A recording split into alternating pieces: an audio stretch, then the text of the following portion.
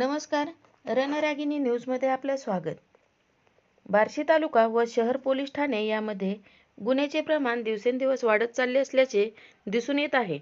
सामाजिक कार्यकर्ते म्हणतात, आमच्यावर खोटे गुन्हे दाखल होत आहेत, तर महिलांची तक्रार असते. आमच्या म्हणण्यानुसार FIR मध्ये गुन्हा नोंद होत नाही, म्हणजेच शब्दांची फेरफार केली जाते. काही दिवसांपूर्वी पारधी समाजाच्या मुलीवर झालेला अन्याय आणि काल परवा चिकर्डे येथील महिलेला झालेली बेदम मारहाण यावरून बार्शी पोलीस प्रशासनाविरुद्ध जनतेतून नाराजगी दिसून येत आहे. प्रहार संघटनेच्या जिल्हाध्यक्षा संजीवनी बारंगुळे यांनी नेहमीप्रमाणे चिकर्डे येथील महिलेला झालेल्या बेदम मारहाण आणि तिच्या कुटुंबावर झालेल्या अन्यायाविरुद्ध प्रशासनाला सवाल केला आहे. पाहूया सविस्तर बातमी फक्त आपल्या रणरागिणी न्यूजवर. मी वैशाली ढगे, बार्शी.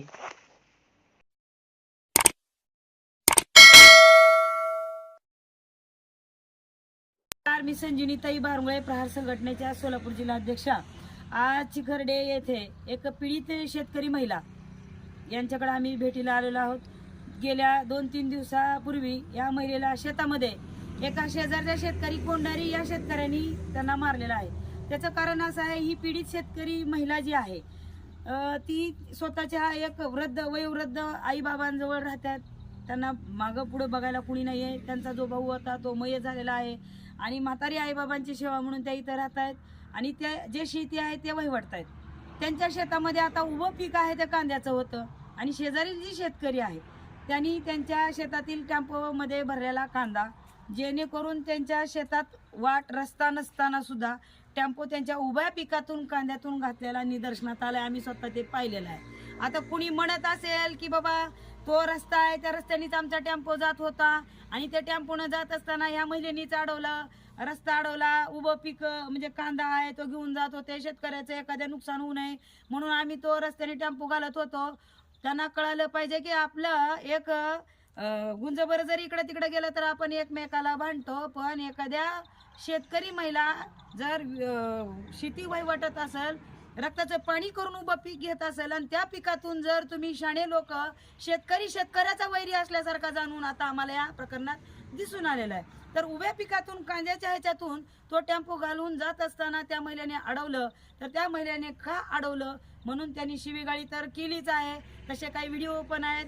लज्जा उत्पन्न होईल, तिला लाज वाटेल अशा याच्यामध्ये तिला मारहाण केलेली आहे. त्याच्यामध्ये त्या आरोपी जे कोंडारे आहे त्यांचं मायलेकर म्हणजे त्या आरोपी, त्याची आई आणि त्याच्या वडिलांनी या तिघांनी मिळून त्या महिलेला मारहाण केलेली आहे. खरं तर लाज वाटायला पाहिजे. आपली स्वतःची बायको सुद्धा मार खाऊन घेत नसेल. बायकोला जरी एखाद्या पुरुषाने मारलं तर त्याच्यावर गुन्हा दाखल होतो. ही तर परस्त्री होती आणि परस्त्रीवर जर हात मारणं, तिला लाथाबुक्क्याने मारणं, शिवाय तिची मुलगी जी आहे तिला सुद्धा लाथाबुक्क्याने मारहाण केली, याच्यासारखी लाजिरवाणी दुसरी गोष्ट कुठली नाही आहे खरं तर. आणि आम्ही ते स्वतः पाहिलेलं आहे. जी गाडी गेलेली आहे, बऱ्याच लोकांचं आम्ही शहानिशा पण केली, आम्ही एकट्याचं ऐकून घेतलेलं नाही.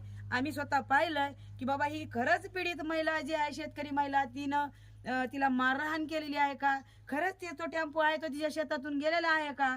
आता बाकीच्या लोकांचं म्हणणं येते की बाबा टेम्पो तिथून गेलेला नाही, पण आम्ही स्वतः जाऊन पाहणी केली असता तिच्या उभ्या पिकातनं कांद्यावरनं ती टेम्पोचं चकारी गेलेलं आहे ते निदर्शनात आलेलं आहे. शिवाय याच्या आधी या महिलेचं ते पण ऐकलं की बाबा हे पहिल्या वेळेस भांडण आहे का. त्या म्हणतात नाही, अनेक वेळा 4-5 वेळा माझ्या बरोबर असा प्रकार घडलेला आहे. तो विषय घेऊन आम्ही पोलीस स्टेशनला ज्यावेळी जातो तर पोलीस स्टेशन त्यांना सबूत विचारतं. मला एवढाच प्रश्न आहे, एखाद्या व्यक्तीवर अन्याय होत असेल, एखाद्या महिलेला मारहाण होत असेल, अचानक घडलेला जो प्रकार असेल, जर तिच्यासोबत कुणी नसेल तर तिनं काय करायचं, तिनं सबूत काय करायचे. प्रत्येक वेळी महिला व्हिडिओ घेऊन फिरणार का. अगोदर जे गुन्हे दाखल व्हायचे त्यावेळी एव्हिडन्सच घेऊन फिरत होते का. जर महिलेला एवढी मारहाण केलेली एव्हिडन्स नसताना तुम्ही दाखल करताय, पण आज चक्क त्या महिलेला मारहाण करत असताना, त्या मुलीला मारहाण करत असताना घाणेरड्या पद्धतीनं ऐकू वाटत नाही अशा शिव्या दिलेल्या असताना, एवढे सबूत असताना सुद्धा पोलीस प्रशासनाने तात्काळ दखल घेतलेली नाही असं मला दिसून आलेलं आहे.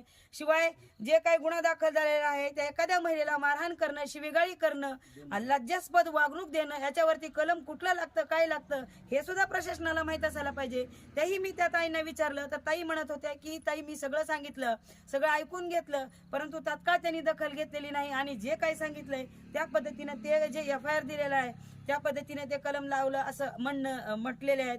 मी तिथले PI दयापत्रे साहेबांना पण बोलले की साहेब जो झालेला प्रकार आहे निंदनीय आहे, लज्जास्पद आहे, तर त्या महिलेला न्याय मिळाला पाहिजे. त्यांनी म्हणाले की जो पुरवणी जबाब आहे तो द्यावा, त्या पद्धतीनं आम्ही हे करू. आणि मला एवढंच म्हणायचंय, एक टाइम नाही, 2 टाइम नाही, 3-3, 4-4 वेळा RPD पण केले म्हणून सांगितलंय बाबांनी. यांच्या घरी बघायला कुणी नाही. ही माता भगिनी मेंटल आहे, वयोवृद्ध बाबा आहेत, ती मुलगी शाळा शिकते आहे, ह्या एक पीडित महिला आहे. ते एवढे असताना तिच्याबरोबर अशा घटना घडतात. जर त्याच्यावर आरोप म्हणजे आवर घातला असता 2-4 वेळा आल्यावर, तर कालचा जो प्रकार झालेला आहे तो परत यांच्यावरही केलेला. आणि त्या व्हिडिओमध्ये स्पष्ट दिसून येत आहे की पोलीस प्रशासन माझा आहे, मला कुणी काही करू शकत नाही, तू कुठे जायचंय तिथं जा, अशा पद्धतीनं तिला बोललं जात आहे. मग खरंच पोलीस प्रशासन त्याच्या पाठीशी आहे का? जो पोलिसांच्या जीवावर एवढा उड्या मारतो, मग खरंच पोलीस प्रशासन यांना मारण्यासाठी सहकार्य करतं का? खरंच त्या महिलेला मार म्हणतं का? होणारे जे पीडित महिलेवर अन्याय त्याच्या आज एका महिलेवर झाला, उद्या अनेक महिलांवरती करणाऱ्यासारखं आहे. आणि अशा जर घटना घडत असती तर कुठलीही महिला सुरक्षित राहणार नाही. आज आम्ही इथं पाणी केले असता उस्मानाबाद तुळजापूर रोड उस्मानाबाद रोड आहे, त्याच्या रस्त्याला या राहत आहेत, इथं कुठलीही लोकवस्ती नाही, ही एकटेच कुटुंब 4 जण घरी राहत आहेत. आणि यांनी सांगतात की आम्हाला खुन्नच्या नजरेने तो आणखीन पण पाहतो, तू माझं काही वाकडं केलं नाही, अशा पद्धतीनं घाणेरड्या भाषेनं ते बोलतो. माझं कुणी पोलिसांना सुद्धा वाकडं केलं नाही. अशा भाषेची जी भूमिका आहे त्यांनी तात्काळ आवर घालावा. आणि यांना आणखीन त्याच्यापासून धोका आहे असं त्यांनी वर्तवलेलं आहे. तर उद्या आम्ही पोलीस स्टेशनला सगळेजण मिळून महिला भगिनी निवेदन देणार तर आहोत. पण यांना जर काय कमी जास्त त्यांच्या जीविताला झालं तर त्याला आम्ही प्रहारगय करणार तर नाही. त्यांना वाटेल यांच्याकडे कुणी बघणार नाही, यांच्याकडे कुणी लक्ष देणार नाही, पण आमच्या महिला भगिनी रणरागिनी प्रहार संघटना सगळ्या या महिलेच्या पाठीशी आम्ही राहूच. आणि राहिला मुद्दा बाकीकडे जे बोलतायत की हा रस्ता आहे त्यांनी दाखवून द्यावा की तो खरंच त्यांचा पाऊलवाट रस्ता आहे, खरंच तो पूर्वीचा रस्ता आहे, असा रस्ता दाखवावा, मग तिथून हे करावं. त्यांचा रस्ता दुसरीकडे नसताना एक महिला आहे, तिच्याकडे मागं कुणी बघायला कुणी नाही, तिला पाठिंबा कुणी नाही, म्हणून जबरदस्तीने तिच्या शेतातून एकतर पड रस्ता त्यांनी काढला, तिची शेती पडीक ठेवली. आतापर्यंत शेती पडीक ठेवण्याचं एवढंच कारण आहे की त्यांना वहिवाटू दिलं जात नाही. कुठल्याही कुणी बघणाऱ्या घरी नसल्यामुळे कुठला ट्रॅक्टरवाला आला असेल, कुठली महिला भगिनी तिथं कामाला आली तर त्यांना अडवलं जात आहे आणि पुन्हा ट्रॅक्टरला वाल्याला मारहाण केली जाते. शिवाय महिलांना कामाला येऊ देत नाही. मग या महिलांना शेत वहिवाटायची कशी? तिचं शेत असताना तिच्या शेतीला पडीक ठेवण्याचा हा कोण? हा मालक आहे का? जर म्हणलं नाही शेतकऱ्याचा दुश्मन असल्यासारखा. पण इथून पुढं जर या महिलेकडं गैर यांनी जर बघितलं गेलं आणि जर याचा न्याय जर या पोलीस प्रशासनाला कळवळीची विनंती आहे, तुम्ही आधी पाहणी करा, तुम्ही तिथला चाक गेला आहे का नाही ते बघा, त्या उभ्या पिकातनं त्यांनी टेम्पो घातलाय का नाही बघा, त्या महिलेचं कांद्याचं नुकसान झालंय का नाही ते बघा. ते व्हिडिओ आहेत आणि तुम्ही व्हिडिओ सबूत अन्याचा तुम्ही हे करू नका दाखवण्याचा, कारण की सगळ्याकडे मोबाईल किंवा एव्हिडन्स करून कुठलाही गुन्हा घडत नसतो. गुन्हा हा अचानकपणे घडलेला असतो आणि गुन्ह्याचा जर सबूत तुम्ही जर मागत असाल तर चुकीचं आहे. एखादी महिला ज्यावेळी तुमच्याकडे कंप्लेंट घ्यायला आली असेल, तक्रार द्यायला गेली असेल, तर तुम्ही रिसर्च तिची तक्रार घेणं बंधनकारक आहे. चौकशी कोर्ट तुम्ही दाखल करून कोर्टात काय सिद्ध व्हायचं ते होऊ द्या. पण ही पीडित महिला एखादी हीच नाही तर अनेक कुठलीही महिला जर पीडित तुमच्याकडे न्याय मागण्यासाठी आली असेल तर तात्काळ गुन्हा दाखल करून घेणं गरजेचं आहे.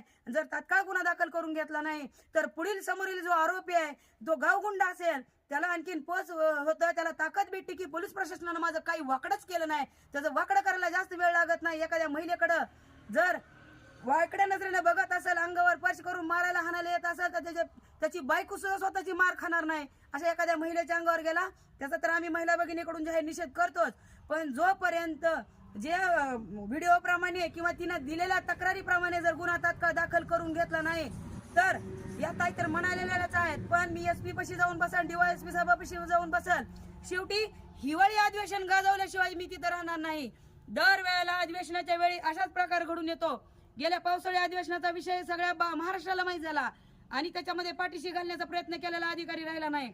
आता सुद्धा मी तेच सांगते की जर तात्काळ या महिलेची दखल घेतली नाही तर पावसाळी अधिवेशनामध्ये हा विषय महिला भगिनीचा मांडल्याशिवाय हिवाळी अधिवेशनामध्ये हा विषय मांडल्याशिवाय मी शांत बसणार नाही. एवढंच बोलते. जय हिंद, जय महाराष्ट्र, जय प्रहार.